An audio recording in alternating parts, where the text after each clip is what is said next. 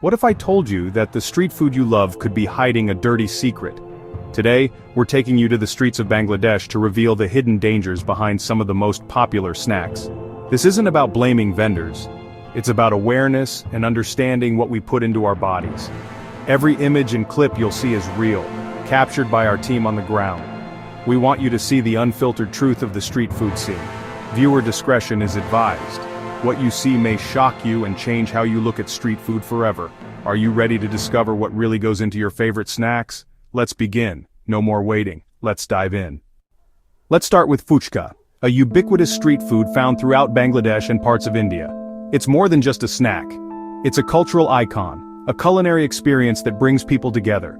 These are crispy, hollow spheres, almost like delicate shells, carefully filled with a flavorful mixture of spiced potatoes, chickpeas, and a generous splash of tangy tamarind water.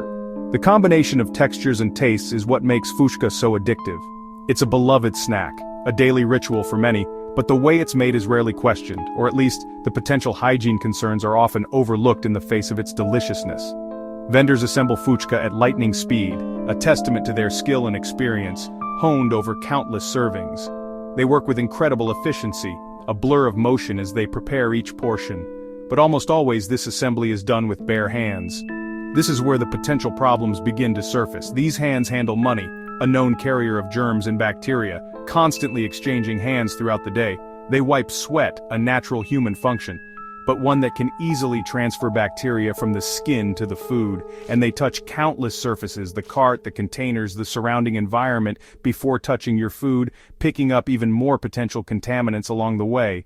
The same hands dip into the potato mix, the heart of the fuchka filling, potentially introducing bacteria to the entire batch.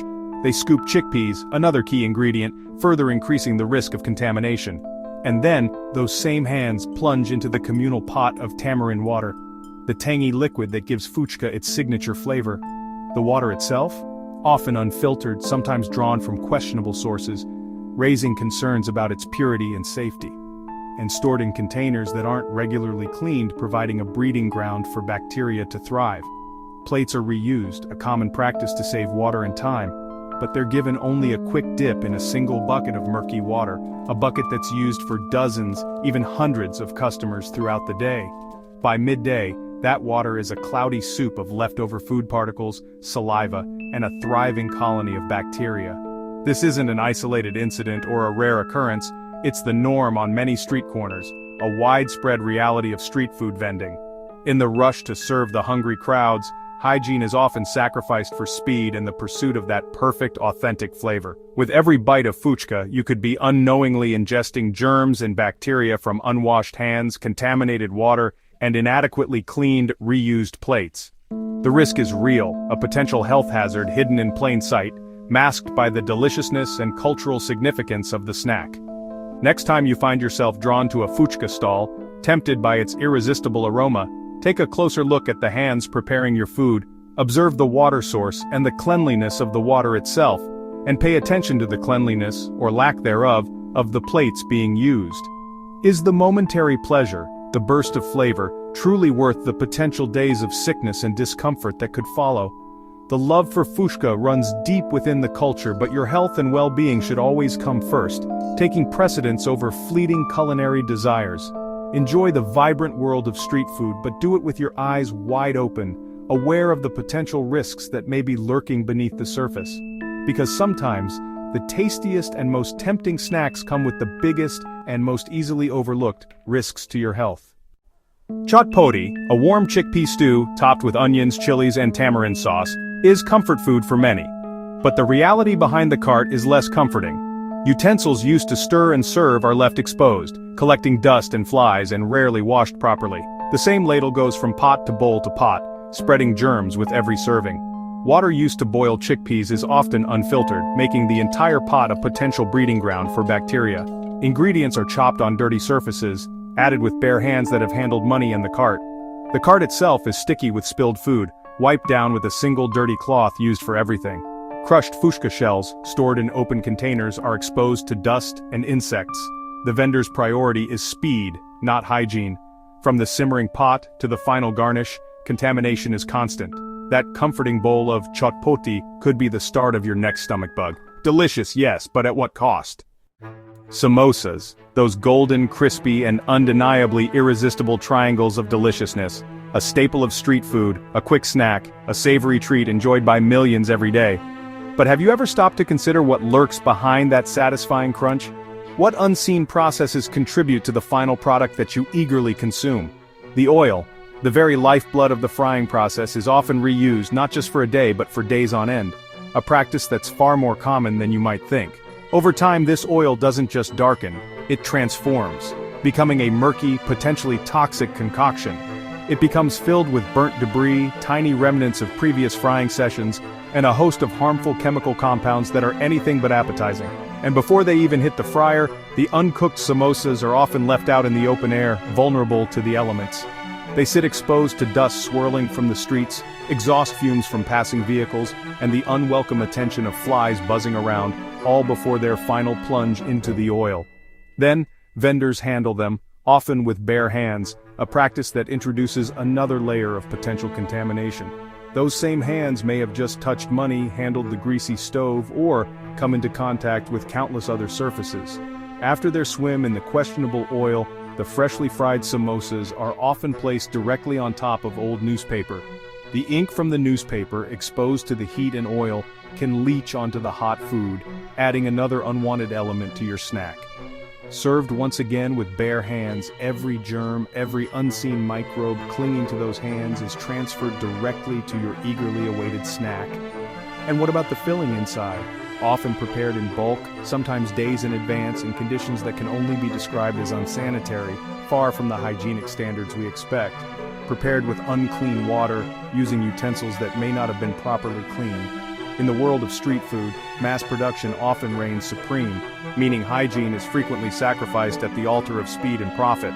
That seemingly innocent, crispy samosa is often the final product of a chain of contamination, a chain that stretches from the depths of reused oil to the touch of dirty hands.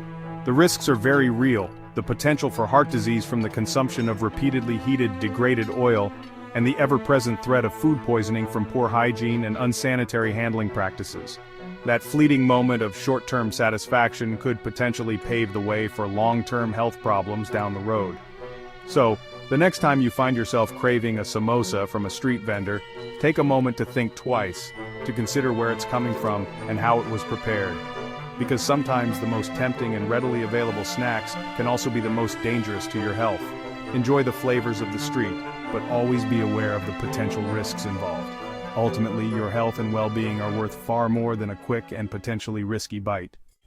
Jalmuri, puffed rice, a beloved street food staple in Bangladesh and other parts of South Asia. It's a symphony of textures and flavors, a quick and satisfying snack that fuels the bustling streets. But behind this seemingly simple treat lies a handful of potential hazards. The magic begins with a medley of fresh veggies, an array of aromatic spices, and a generous drizzle of pungent mustard oil. Each vendor has their own secret recipe, a unique blend that tantalizes the taste buds. All these ingredients are vigorously mixed together, often with a flourish, and then served in a paper cone, ready to be devoured on the spot. It's an experience, a taste of local culture. What makes jalmuri so quick and convenient is that it's a no-cook snack. There's no grilling, frying, or boiling involved. But this also means it's relying entirely on the cleanliness of the ingredients and, crucially, the vendor's hands. This is where the potential problems begin to surface. Bare hands mix everything together, ensuring all the flavors meld. Those same hands are touching every single ingredient that goes into your cone, from the onions to the chilies. These hands also handle money, exchanging cash with countless customers throughout the day. They touch the cart, which is exposed to the elements and the surrounding environment, picking up all sorts of unseen grime.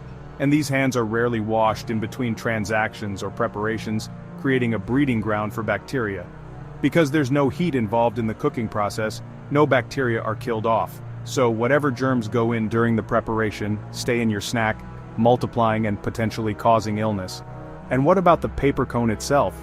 These cones are usually made from whatever's available, often old newspapers or pages torn from used textbooks. This is definitely not food-grade material, and it's certainly not designed to hold food safely. The printing ink and any dirt or contaminants present on the paper can leach directly into your food. This is especially concerning when the cone is mixed with oil, as the oil can act as a solvent, drawing out even more of the harmful substances. The ingredients themselves often sit out in open containers for extended periods.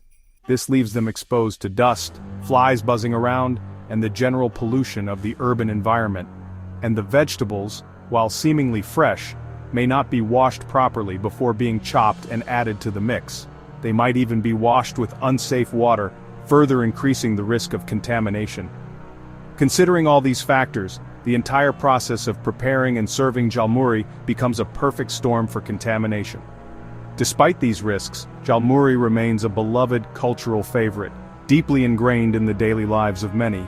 However, it's important to remember that its preparation, while traditional, is a direct pathway for pathogens to enter your system. So that quick, cheap, and tasty snack could potentially lead to a bout of food poisoning, disrupting your day and potentially your health. Just because it's a long-standing tradition doesn't automatically mean it's safe. So, enjoy the unique and vibrant flavor of jalmuri, but always be aware of the potential risks involved. Sometimes the most seemingly simple things can hide the biggest hazards, and jalmuri is a prime example of this. The egg roll. Paratha fried with egg rolled up with onions and cucumbers. Fresh, right? But the process is riddled with hygiene issues. Eggs are cracked straight from dirty crates with no hand washing in between. Any bacteria on the shell can transfer to the food, the utensils, and the vendor's hands. The griddle is wiped with a single greasy cloth, used for everything, spreading bacteria instead of cleaning. Parathas are pre-made, stacked in the open, exposed to dust and flies. Fillings are chopped on dirty boards, left in open bowls. The oil for frying is reused, dark and unhealthy. After cooking, the roll is placed on newspaper, then filled and rolled with bare hands. Every step is a chance for cross-contamination. The egg roll is convenient, but the hidden cost is your health. Lack of proper egg handling, dirty cloths, and reused oil create a risky snack. What looks fresh may be anything but. Watch how your food is made. Your stomach will thank you. Sometimes the simplest foods are the riskiest. Sugarcane juice, refreshing, natural, and a street-side staple. But the machine that presses the juice is rarely cleaned, with sticky residue and plant fibers left to breed bacteria overnight. The first batch each morning picks up all those microbes. The machine itself is often rusted and greasy, adding more contaminants. Water used to rinse the stalks is usually from an unsafe source, and ice is often made from the same water. Sugarcane stalks are stored on the ground exposed to dust, exhaust, and flies. Glasses are reused, rinsed in a communal bucket of dirty water. The vendor's hands handle everything, stalks, money, glasses, without washing. Lemon and ginger are cut with dirty knives, handled with unwashed hands. That sweet drink could be a cocktail of bacteria and chemicals. The risk of illness is high, hidden behind a refreshing taste. Sometimes the purest-looking drinks are the most contaminated. Stay cool, but stay cautious. Street-side fried fish, crispy, spicy, and tempting. But the fish sits out in the open for hours, exposed to dust, pollution, and disease-carrying flies. Flies land, lay eggs, and deposit bacteria on the raw fish. The oil used for frying is reused for days, turning toxic and masking any off flavors from old fish. Heat may kill some bacteria, but not all, especially if the fish isn't cooked through. Handling is done with bare hands, moving from raw to cooked fish without washing. Cooked fish is placed back on dirty trays, sometimes the same ones used for raw fish. Spices and marinades are mixed in unclean bowls, applied with bare hands, and made with unsafe water.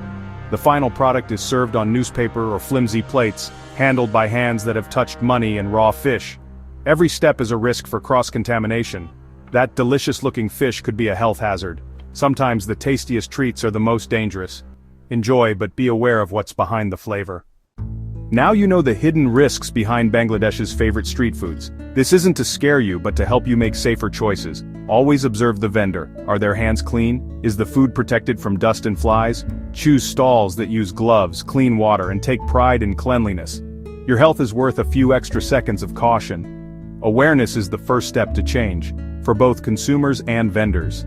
If you found this eye-opening, share it and subscribe for more. Stay curious and most importantly, stay safe.